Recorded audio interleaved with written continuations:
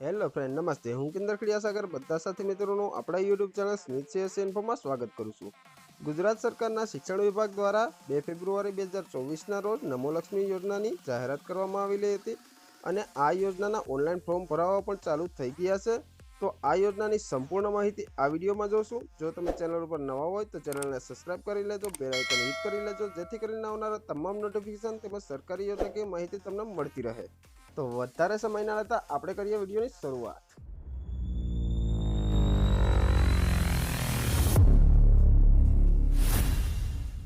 આ યોજના સરળ અને સારી રીતે તમને સમજાય તે માટે મેં સ્પેશિયલ પ્રેઝન્ટેશન બનાવેલું છે. તો સૌપ્રથમ તો આપણે પ્રેઝન્ટેશન ઓપન કરી લેશું. પ્રેઝન્ટેશન આપણે ઓપન કરી લીધું છે. અહીંયા પર આપણે જોઈ શકીએ છીએ યોજનાનું નામ નમો લક્ષ્મી યોજના. આ યોજના ધોરણ 9 થી ધોરણ 12ની વિદ્યાર્થીનીઓ માટે બનાવવામાં આવેલી છે. તો યોજનામાં આપણે આગળ વધીએ. યોજનાનો હેતુ: ગુજરાત સરકારે યોજના તો બનાવી દીધી છે અને તેની અમલવારી પણ થઈ ગઈ છે અને ફોર્મ પણ ભરાવવા ચાલુ થઈ ગયા છે. પરંતુ આ યોજના લોન્ચ કરવા માટેનો સરકારનો મહત્વનો ઉદ્દેશ્ય શું છે તેની માહિતી આપણે જોઈએ.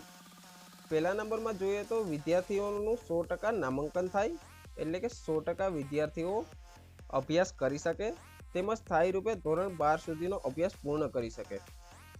ત્યારબાદ બીજો પોઈન્ટ જોઈ લઈએ. વિદ્યાર્થીનીઓને શિક્ષણની સાથે પૂરું પોષણ પણ મળી શકે તે માટે પણ સરકાર દ્વારા પ્રયત્ન કરવામાં આવી રહ્યો છે. ત્યારબાદ બીજા નંબરનો પોઈન્ટ જોઈ લઈએ. કિશોરીઓનું સશક્તિકરણ થાય, આ હેતુથી આર્થિક સહાય આપવામાં આવશે. એટલે કે ધોરણ 9 થી ધોરણ 12 સુધી જે શિક્ષણ તો ફ્રીમાં મળે છે પણ તેની સાથે પૂરું પોષણ પણ મળી શકે તે માટે આર્થિક સહાય આપવામાં આવશે, જેથી કરીને કિશોરીનું સશક્તિકરણ થઈ શકે. ત્યારબાદ આપણે આગળ વધીએ. હવે જોઈએ લાભાર્થીની પાત્રતા. માધ્યમિક અને ઉચ્ચતર માધ્યમિક શિક્ષણ બોર્ડ અને કેન્દ્રીય માધ્યમિક શિક્ષણ બોર્ડ દ્વારા માન્યતા પ્રાપ્ત શાળાઓમાં અભ્યાસ કરતી વિદ્યાર્થીનીઓ આ યોજનાનો લાભ લઈ શકે છે અને તેની પાત્રતા નીચે મુજબ રહેશે. તો આપણે પહેલા નંબરમાં જોઈ લઈએ.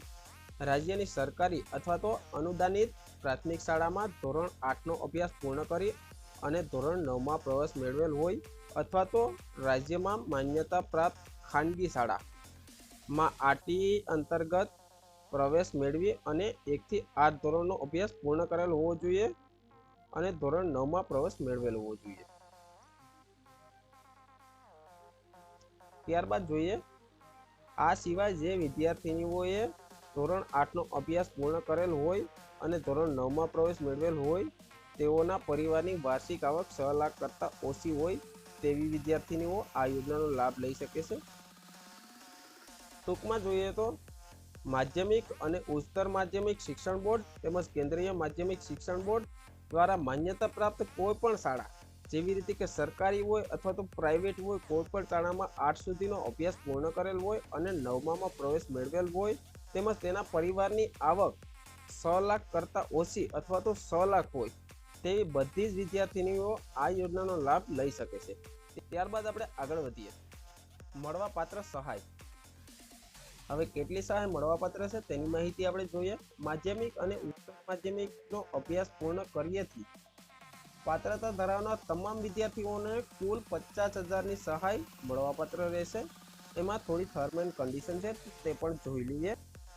લાભાર્થીને ધોરણ 9 અને ધોરણ 10ના કુલ મળીને 20,000 રૂપિયાની સહાય આપવામાં આવશે, જેમાં દર મહિને વિદ્યાર્થીનીના માતાના એકાઉન્ટમાં 500 રૂપિયા ડાયરેક્ટ ટ્રાન્સફર કરવામાં આવશે અને 9 અને ધોરણ 10ના કુલ મળીને 10,000 રૂપિયા ફાળવવામાં આવશે.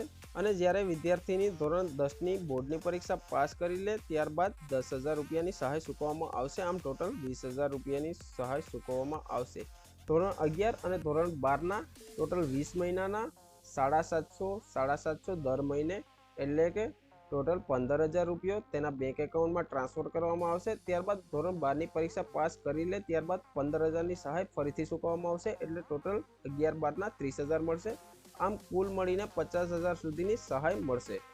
ત્યારબાદ આપણે આગળ જોઈએ.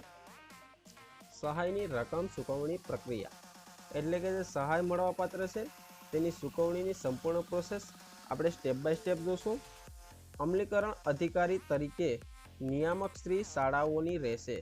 હવે અમલીકરણ અધિકારી તરીકે નિયામક શ્રી રાખવાના રહેશે, તે પણ શાળાઓને રાખવાના રહેશે। ત્યારબાદ આપણે આગળ જોઈએ, શાળાઓ દ્વારા સારી રીતે સંચાલન થઈ શકે તે માટે અલગથી નમો પોર્ટલ બનાવવામાં આવશે। હવે જે શાળાઓ છે તે સારી રીતે સંચાલન કરી શકે તે માટે એક નમો પોર્ટલ પણ બનાવવામાં આવશે। આગળ જોઈએ તો આ યોજના હેઠળ આર્થિક સહાય ડીબીટી દ્વારા વિદ્યાર્થીનીઓને માતાના એકાઉન્ટમાં ડાયરેક્ટ ટ્રાન્સફર કરવામાં આવશે। ડીબીટી એટલે કે ડાયરેક્ટ બેનિફિટ ટ્રાન્સફર। ત્યારબાદ આપણે આગળ જોઈએ, શૈક્ષણિક વર્ષ શરૂ થયેથી શાળાઓએ તેઓની શાળામાં ધોરણ 9 થી 12 માં દાખલ થયેલ વિદ્યાર્થીનીઓની નોંધણી ચાઇલ્ડ ટ્રેકિંગ સિસ્ટમ CTS જે ગવર્મેન્ટનું પોર્ટલ છે તેના ઉપર કરવાની રહેશે। ત્યારબાદ CTS પોર્ટલ પર કરેલ નોંધણીની ચકાસણી જિલ્લા શિક્ષણ અધિકારી દ્વારા કરવામાં આવશે અને ત્યારબાદ નમો લક્ષ્મી પોર્ટલ જે બનાવવામાં આવશે તેની ઉપર આ ડેટા અપલોડ કરવામાં આવશે। ટૂંકમાં કહીએ તો જે ગવર્મેન્ટની ઓફિશિયલ સાઇટ છે ચાઇલ્ડ ટ્રેકિંગ સિસ્ટમ તેની ઉપર બધા વિદ્યાર્થીઓનો ડેટા અપલોડ કરવામાં આવશે।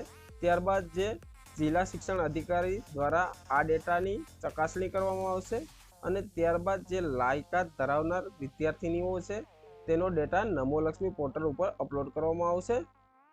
પાત્રતા ધરાવનાર વિદ્યાર્થીનીઓને સત્ર શરૂ થયાના જૂન મહિના સુધીમાં અથવા તો વધીને જુલાઈ મહિનાની અંતિમ તારીખ સુધીમાં બંને મહિનાની રકમ તેમના બેંક એકાઉન્ટમાં જમા કરી દેવામાં આવશે। ત્યારબાદ શૈક્ષણિક વર્ષ દરમિયાન બાકીના મહિનાઓની સહાયની રકમ જે છે તે દર મહિનાની 10 તારીખે વિદ્યાર્થીનીઓના માતાના એકાઉન્ટમાં ટ્રાન્સફર કરી દેવામાં આવશે। ત્યારબાદ આપણે આગળ વધીએ, અહીંયા પર આપણે જોઈ શકીએ છીએ શિક્ષણ વિભાગના અધિકારીઓ દ્વારા જ્યાં જરૂર જણાય ત્યાં વિદ્યાર્થીનીઓની હાજરી અંગે અચાનક જ કોઈ પણ પ્રકારની જાણ કર્યા વિના તપાસ કરવામાં આવશે અને જો વિદ્યાર્થીઓની હાજરી 80% કરતાં ઓછી હશે તો નમો લક્ષ્મી યોજના અંતર્ગત આપવામાં આવતી સહાય તાત્કાલિક ધોરણે બંધ કરવા દેવામાં આવશે। વાતનું એક ખાસ ધ્યાન રાખવાનું રહેશે લાભાર્થીને કે 80% કરતાં ઓછી હાજરી ના હોવી જોઈએ, એટલે કે રેગ્યુલર અભ્યાસ કરવા જવું પડશે। ત્યારબાદ આપણે આગળ જોઈએ તો કોઈ પણ કારણોસર વિદ્યાર્થીની અધવચ્ચે અભ્યાસ છોડી દે તો આગળની સહાય મળવાપાત્ર રહેશે નહીં અને આપેલી સહાય પરત લેવામાં આવશે નહીં। એટલે કે જેટલી તમને સહાય મળી ગયેલ હશે એ તો ફરીથી નહીં લેવામાં આવે, પરંતુ આગળની સહાય બંધ કરી દેવામાં આવશે। ત્યારબાદ આપણે આગળ જોઈએ, બોર્ડ પરીક્ષા પાસ કર્યા પછીની મળવાપાત્ર સહાય બોર્ડ પરીક્ષા પાસ કર્યા પછી જ મળશે અને જો વિદ્યાર્થીનીઓ પરીક્ષા પાસ કરવા માટે 2 થી 3 પ્રયત્નો કરે અને પરીક્ષા પાસ કરે તો પણ સહાયની રાશિ પરીક્ષા પાસ કર્યા બાદ જ મળવાપાત્ર રહેશે। ત્યારબાદ આપણે લાસ્ટ પોઈન્ટ જોઈ લઈએ, વિદ્યાર્થીનીઓને સ્કોલરશિપ અથવા તો કોઈ અન્ય સહાય મળતી હોય તેમ છતાં પણ વધારાની સહાય તરીકે નમો લક્ષ્મી યોજનાનો લાભ મેળવી શકશે। તો આ વિડીયોમાં આપણે નમો લક્ષ્મી યોજનાની સંપૂર્ણ માહિતી જોઈ।